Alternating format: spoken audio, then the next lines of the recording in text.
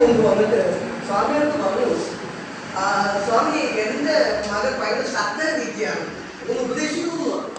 അപ്പൊ സ്വാമി പറഞ്ഞു പോയിട്ട് അറ്റാക്ക വീണ്ടും അടുത്താഴ്ച ഈ കുതിരയിൽ വന്നു. അത് 3-4 ആഴ്ച കുതിരക്കപ്പം സ്വാമി പറഞ്ഞു, മകനെ നീ ശക്തര തിന്നരുത്, അത് ശരീരത്തിന് ദോഷമുണ്ടാകും.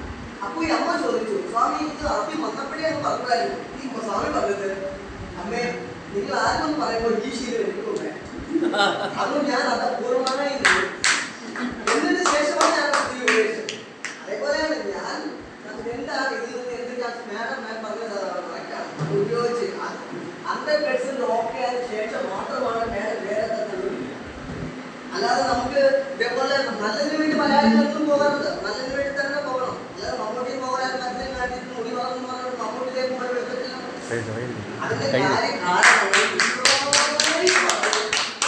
മനസ്സിലേക്ക് ഇറങ്ങുന്നത് അത് ദൈവികമാണ്, ദൈവിക കഴിവാണ്. അതുപോലെ തന്നെ എല്ലാവരുടെ ആശംസകളും ഉണ്ടാകട്ടെ. എന്തെങ്കിലും പിന്നെ ഷിബു സാറിന് വലിയൊരു നന്ദി. പാട്ട് ഞാൻ പാടില്ല, പാട്ട് നിങ്ങൾ പാടും.